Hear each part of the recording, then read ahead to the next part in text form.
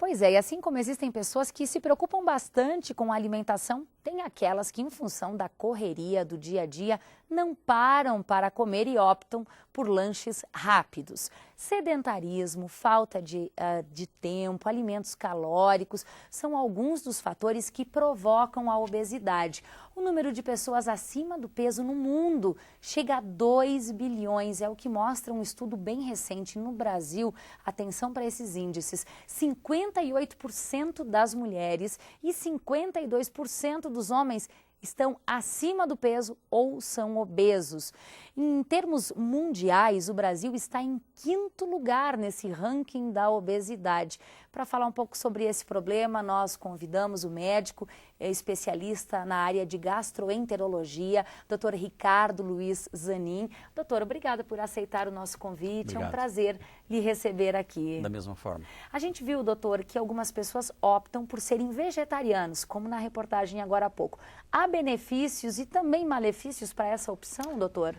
Perfeito. O equilíbrio é muito importante. Eu gostaria de ressaltar que a dieta vegetariana é uma opção de vida, mas existem dois tipos de vegetarianos. Existe o vegetariano que é flexível, que ele não come a galinha, mas ele ingere o ovo, ele não come carne de vaca, de gado, mas ele toma leite. E esse é um vegetariano, então, que ele teria um respaldo médico para não ter deficiências de vitaminas como a vitamina B12, porque ele vai ingerir ovo e vai ingerir leite, por exemplo.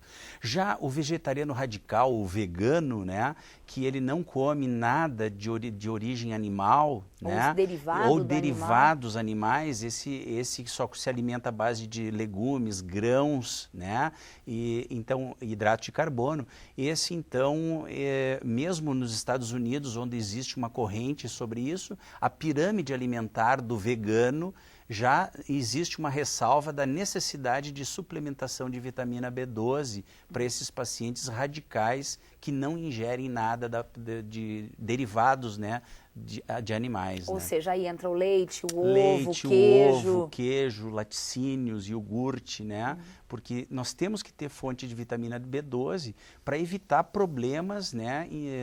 Principalmente a nível do sistema nervoso central. Mulheres, por exemplo, durante a gestação, o neném vai nascer com baixo peso, com déficit de rendimento, com problemas de cognição depois, né? Bom, doutor, de uma forma geral, o ganho de peso, o excesso de peso, seja a obesidade ou apenas o sobrepeso, está ligado diretamente, o principal fator é a alimentação? Esse estudo do Lancet foi muito interessante porque ele mostrou números muito expressivos, né? 58% das mulheres brasileiras estão acima do peso e 52% dos homens acima do peso. Eu quero ressaltar que isso já entra o grupo do sobrepeso e da obesidade leve, moderada e etc. Ou seja, né? uma coisa é estar com 3, 4 quilos a mais. Uma coisa é uma mulher de 1,60 m, ela tem que ter 64 quilos de peso máximo, e um homem de 1,80 m, ele tem que ter 81 quilos para estar fora desse grupo. Quer dizer, realmente um pequeno sobrepeso já enquadra ele dentro dessa pesquisa de altos índices de obesidade no Brasil. A comida é a vilã, doutor? Com certeza. Mas no estudo, a principal causa da obesidade no Brasil, sobrepeso, é o sedentarismo, né? O mundo moderno e a nossa evolução tecnológica nos leva a uma espiral de perda de uma massa muscular funcional. Nós não praticamos exercício, nós nos alimentamos de alimentos cada vez mais gordurosos, alimentos já prontos, né? E isso leva então à quebra dessa espiral de controle que era a comida tradicional e o exercício físico. Ou seja, é preciso comer bem, alimentos saudáveis, e é preciso gastar também esses alimentos para se manter saudável. O sedentarismo foi a primeira causa do estudo do Lancet, mas também a ingesta de alimentos calóricos, né, ou a ingesta acima do normal dos alimentos calóricos é a segunda causa desse problema. Agora, doutora, existem aqueles milagres da medicina. Aquele cara que é magro, come bem, come muito, não faz atividade física e também não ganha peso. Estas são as exceções. É que existe, a obesidade é uma doença multifatorial, né? Nós temos fatores genéticos, fatores ambientais que envolvidos, né? Com certeza um paciente que come bastante e não engorda é um paciente que tem alto gasto energético, um paciente que é muito ativo, se movimenta muito, mas come certo, come várias vezes ao dia e alimentos de baixo teor de gordura, né? Então, com certeza, existem organismos diferentes, organismos que tiram mais proveitos do alimento e outros menos, né? Mas não existe milagre. Mas essa é a exceção, né? Exceção. A regra é comer, se comer muito vai engordar. Doutora, para a gente encerrar, as crianças que vêm crescendo à base de alimentos como embutidos e esses lanches rápidos, que futuro os espera, doutor?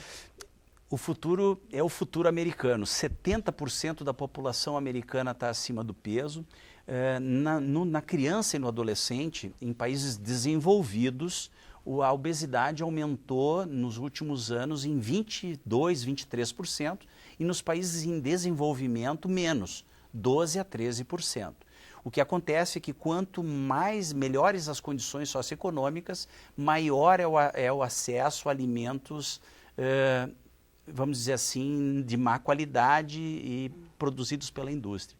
O estudo do Lancet, ele conclama uma necessidade de se tomar uma providência urgente, né, de se evitar, assim como se evita a propaganda de cigarro, a propaganda de alimentos de má qualidade para as crianças, né? Que seria uma alternativa bem interessante, né? Interessante para evitar esse consumo de alimentos altamente calóricos, estimular o exercício, né?